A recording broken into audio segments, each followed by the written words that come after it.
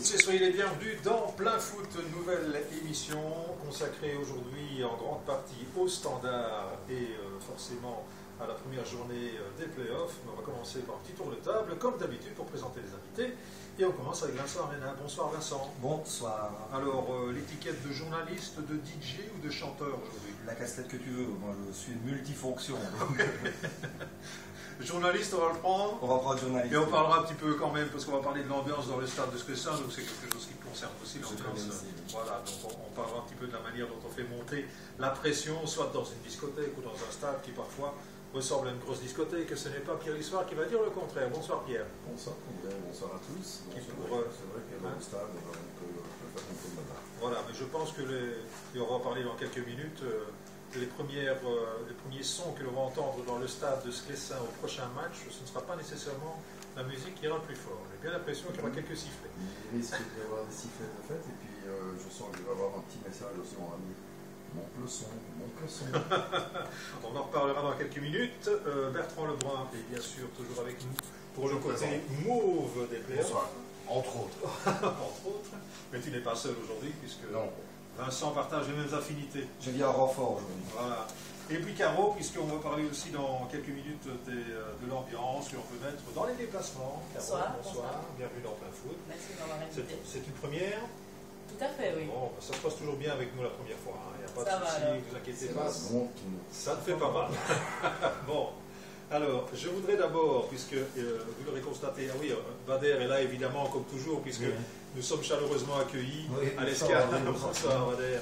À l'Escale, le club du Standard Internet que vous retrouvez évidemment comme partenaire de l'émission Plein Foot. Alors, je vais commencer par citer Daniel Renard, parce que dans la Meuse du lundi, puisque nous enregistrons, pour rappel, l'émission du lundi, et justement, à ce titre, je voudrais vous lancer une invitation pour la semaine prochaine, parce que l'Escale est ouverte au public, ce qui n'est pas toujours le cas le lundi, mais lundi prochain, ce sera ouvert puisque nous serons le lundi de Pâques, donc vous pouvez venir assister à l'enregistrement de l'émission si vous le souhaitez. On aura d'autres nouvelles à vous annoncer par rapport aux invités particulièrement. Alors, Daniel Renard n'est pas parmi nous aujourd'hui, mais il est un peu quand même par procuration, puisqu'il a rédigé un article assez intéressant, et je vous le lis tel quel, en tout cas le premier paragraphe dans la Meuse donc, de hier, donc de lundi.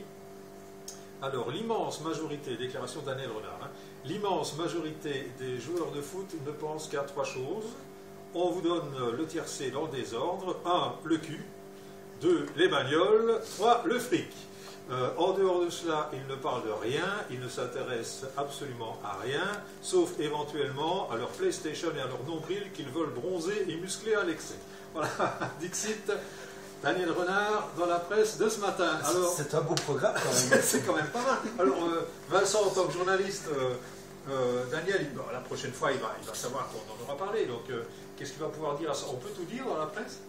Bah écoute, c'est surtout dans le cadre d'un billet d'humeur. Daniel justement a son franc-parler qui fait son charme. Et je pense que tous les joueurs ne sont pas mettre dans cette même catégorie, mais il n'a pas tout à fait tort quand on les connaît un peu. Je veux dire, il y en a certains pour qui ça peut s'appliquer, mais il ne faut pas tous les mettre dans le même sac, j'imagine. Mais bon, ça peut s'appliquer aussi à d'autres personnes qu'aux joueurs de football, je pense. C'est un peu une caricature du joueur de football. On a toujours tendance à dire qu'il n'a pas beaucoup de cerveau, c'est vrai.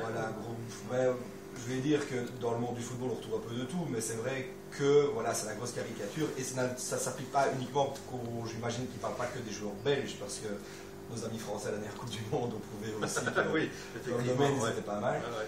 Mais bon, voilà, c'est peut-être un chemin, ça peut être un raccourci un peu rapide, mais il faut remettre ça dans le contexte. C'est un papier qui n'est pas un papier vraiment d'information à proprement dit, c'est plutôt un billet d'humeur. Donc dans un billet d'humeur, il y a un ton et il y a un style que Daniel utilise bien, qui est aussi le style un peu provocateur, un peu humour.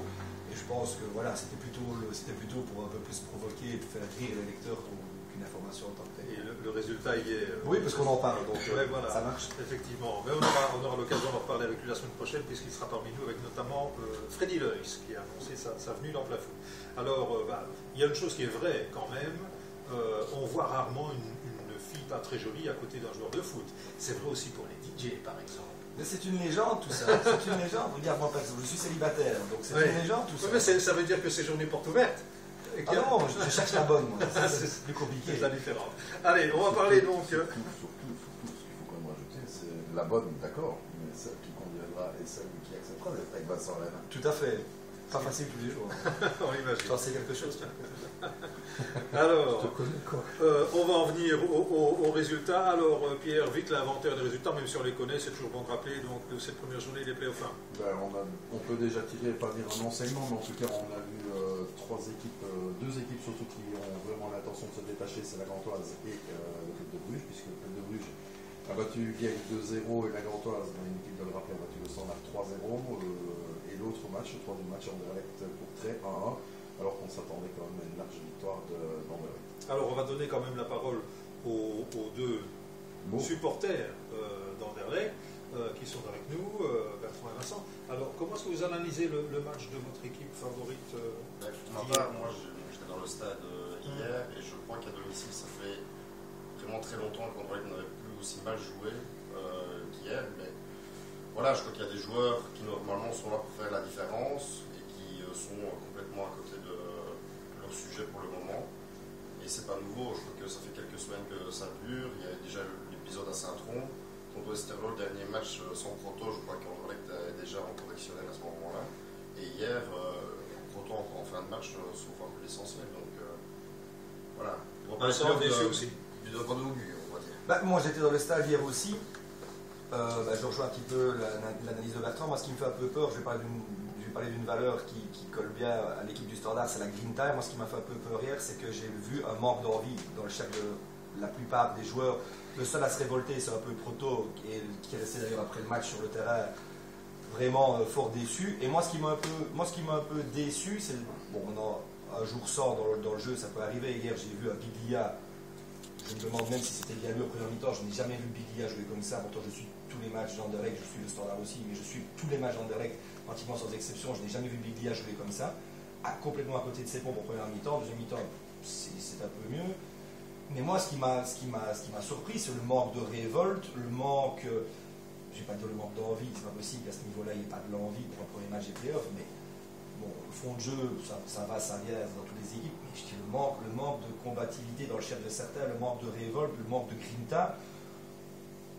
La première mi-temps, complètement incompréhensible. Deuxième mi-temps, après le premier but, je ne sais pas si Bertrand est du même avis que moi, après le premier but, on a senti pendant 10 minutes que ça revenait. Oui, là, on pensait vraiment qu'Anderlecht allait s'imposer facilement, puis de nouveau, c'est retombé. Voilà, c'est quoi? C'est la peur de perdre? Il y a un symptôme. Il y a peut-être le syndrome de l'année passée. Je crois qu'il y a un syndrome playoff qui existe en Anderlecht depuis les fameux test match. Je crois qu'à ce moment-là, il y a quelque chose qui s'est brisé en Anderlecht et je crois que chaque année, ça revient en fin de saison et surtout la formule des playoffs qui est quand même particulière. Donc pour moi, je crois que. D'ailleurs, pour moi, les deux plus décevants du week-end, c'est le Standard et Anderlecht. C'est pas fou. Tout le monde sera d'accord. On en parlait la semaine dernière dans l'émission, on disait voilà, que c'était peut-être le Standard allait peut-être refaire le coup de l'année dernière, qu'Anderlecht allait être champion facilement. Bon, on se rend compte ici qu'ils sont tous les deux hors sujet. Et il y a un certain Standard Anderlecht qui a lieu vendredi. Et là, on peut déjà dire maintenant, malheur au battu. Je crois que l'équipe qui sortira battue de ce match-là, à mon avis, pourra déjà faire presque une croix sur les playoffs. Et concernant Anderlecht, on a quand même fait le constat que, objectivement, c'est le meilleur noyau de la Pro League pour l'instant. Donc c'est un petit peu largement. Hein, donc ils ont en principe tous les atouts pour s'imposer dans. Quand on reprend, je crois que Gillet en fin de saison, au mois de décembre, a été élu joueur du mois. Je crois que Jovanovic en janvier était aussi. C'est la plus mauvaise cote du week-end. Oui, mais je crois que tous les deux ils étaient complètement à côté de leur match, vraiment. D'ailleurs, quelque chose de significatif, que ce soit Gillet ou Jovanovic, il y a dans un passé récent, on faisait un changement, il sortait, il râlait. Jovanovic, vous connaissez encore mieux que nous, si on le change, c'est une catastrophe. Gillet, quand on le change, il tape ses chaussures par terre, il râle. Hier, on les a changés tous les deux, ils étaient contents d'aller s'asseoir. Hein. Ouais. Ils étaient contents d'aller s'asseoir, et à la limite, je me demande s'ils n'étaient pas soulagés de sortir hier tous les deux. On les a sortis hier.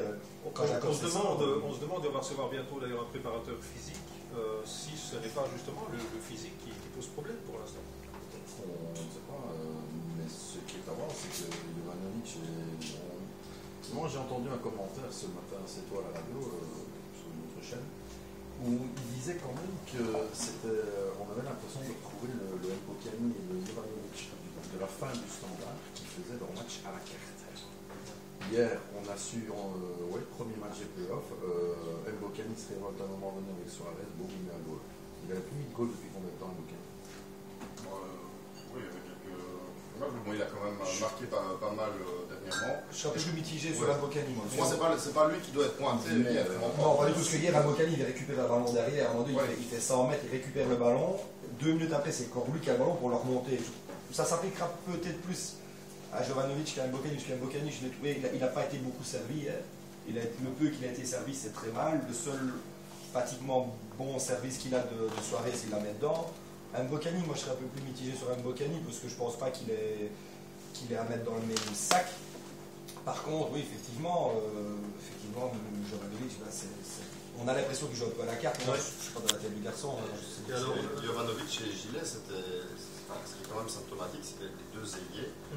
Et je crois que hier, tous les deux, ils ont centré des balles en cloche, des balles aériennes. Quand il y a un gardien qui fait plus de 2 mètres, comme Vanot a passé un entraînement magnifique hier à Anderlecht. Donc voilà, c'est symptomatique, ça veut bien dire, ça veut dire. Conclusion de cette première partie, finalement, moins vraiment en dessous de leur niveau Anderlecht et le Standard, au niveau Bruges, qui continue sur sa lancée, il faut être objectif, la semaine dernière on en a fait notre favori pour le titre, et Gand, ça joue pas mal non plus. Donc, Et il faudra voir aussi la prochaine journée des playoffs, qui n'est pas mal non plus. Il y aura quand même déjà quelques enseignements tirés Standard Anderlecht, ça tout le monde le sait, mais c'est quand même Racing de Vienne contre la Gantoise, qui a perdu à Bruges, affronte la Gantoise qui a battu le Standard sèchement, et Courtrai qui reçoit le club de Bruges.